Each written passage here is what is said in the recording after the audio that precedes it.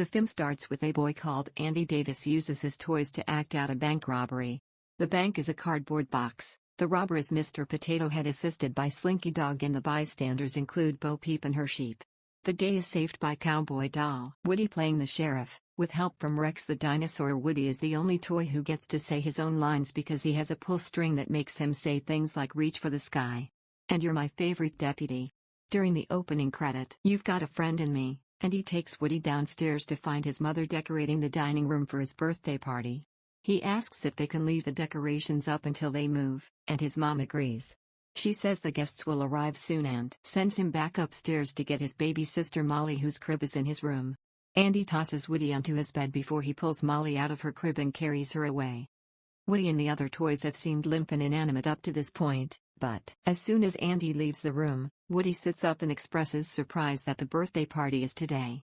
He calls "Okay, everybody, the coast is clear," and the other toys come to life too.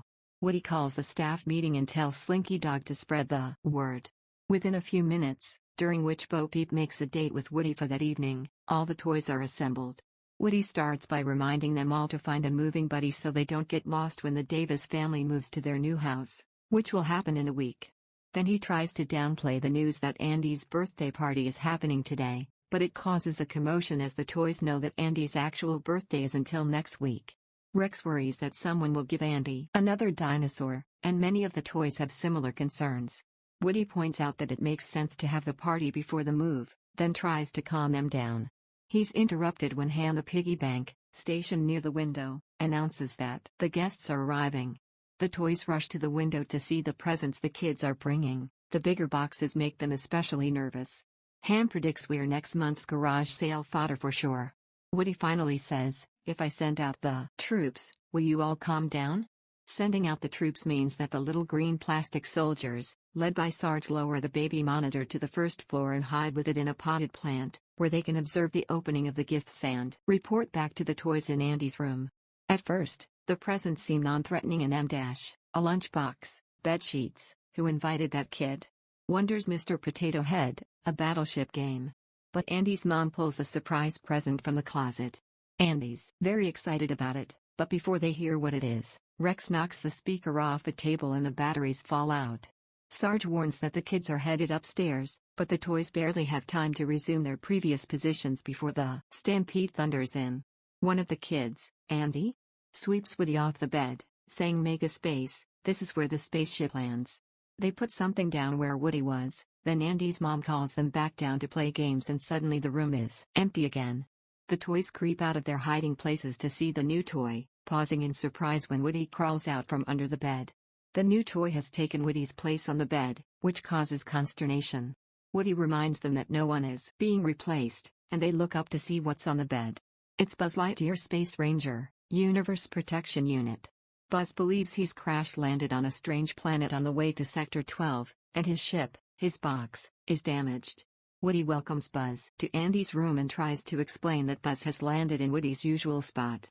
The other toys climb up on the bed to meet Buzz and ask him about the buttons and gadgets on his spacesuit.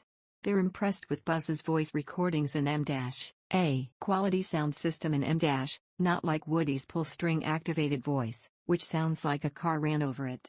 Buzz also has a laser, a little light bulb that blinks, grumbles Woody, and wings. Buzz takes exception to being called a toy, and when Woody says he can't really fly, Buzz climbs the bedpost, shouts to infinity and beyond, and dives.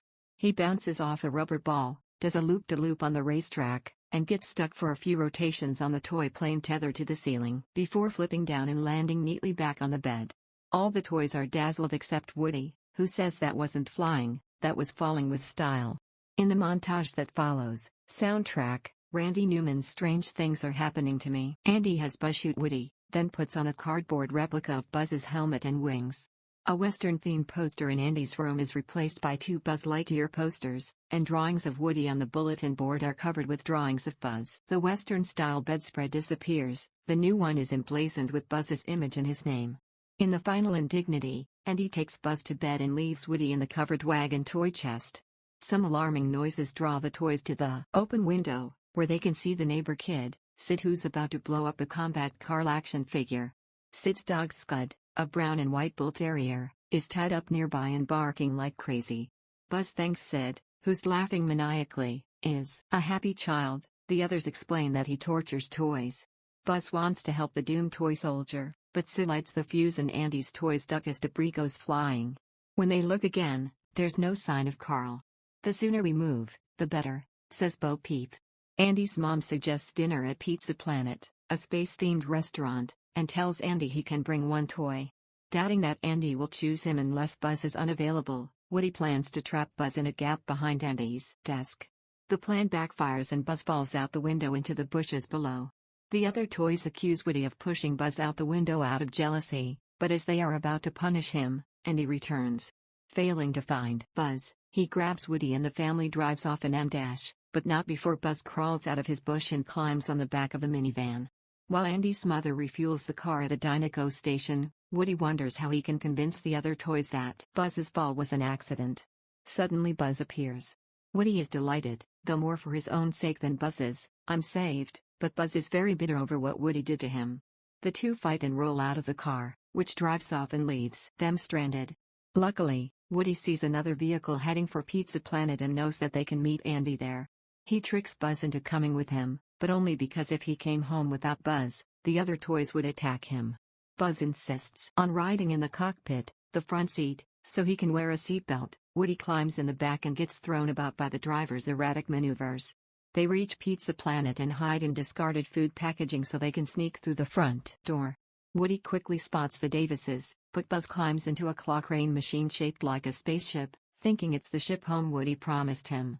The machine is filled with three-eyed green aliens who believe the claw is a god. Woody climbs in to get Buzz out, but Woody and Buzz are captured by Sid, along with one of the little aliens. Sid takes them back to his house and immediately gives the three-eyed alien to Scud, who starts chewing on it. Then Sid takes a doll away from his little sister Hannah and runs upstairs to operate on her.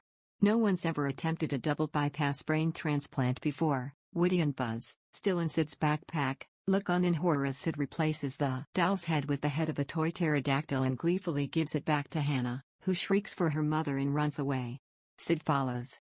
Woody tries to get out of Sid's room, but the door's locked. He's frightened by Sid's nightmarish mutant toy, which Sid has butchered and reconstructed a la Frankenstein. There's an erector set spider with a one-eyed baby head, a jack-in-the-box whose jack has been replaced by a green rubber hand, a fishing pole with legs, and other horrors. Buzz thanks cannibals. Meanwhile, Andy's toys are searching for Buzz from Andy's window. They have to stop when the car pulls into the driveway. Andy can't find Woody and many of the toys think he ran away, which they interpret as evidence of his guilt. But Bo Peep hopes he's okay.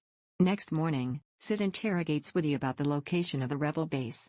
When Woody remains silent, Sid uses a magnifying glass to concentrate the sunlight on a spot between Woody's eyebrows, which starts to smoke. Woody is saved when Sid is called away to eat his Pop-Tarts. Buzz compliments Woody for not succumbing to Sid's torture. Woody notices that Sid has left the door open, but before he and Buzz get out, the mutant toys block the way.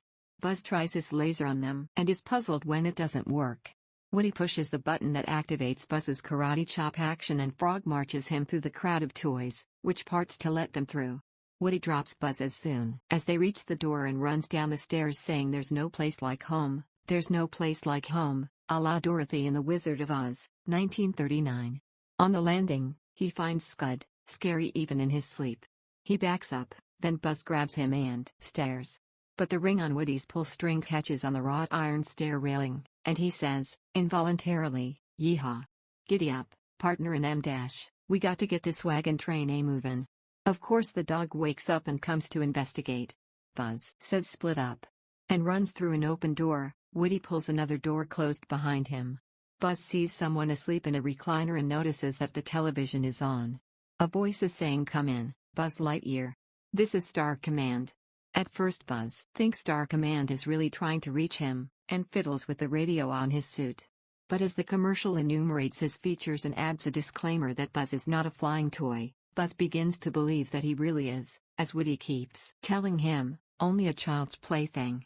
He's despondent. Then he spots an open window in the stairwell. Apparently nobody in this neighborhood bothers with window screens, and tries to prove himself wrong by flying through it. He bounces off the stairs and lands in the hall, losing an arm in the process. Soundtrack, Randy Newman's I Will Go Sailing No More. Hannah picks Buzz up and carries him off to her room, where Woody finds him playing the part of Mrs. Nesbit at a tea party. What a lovely hat, Mrs. Nesbit.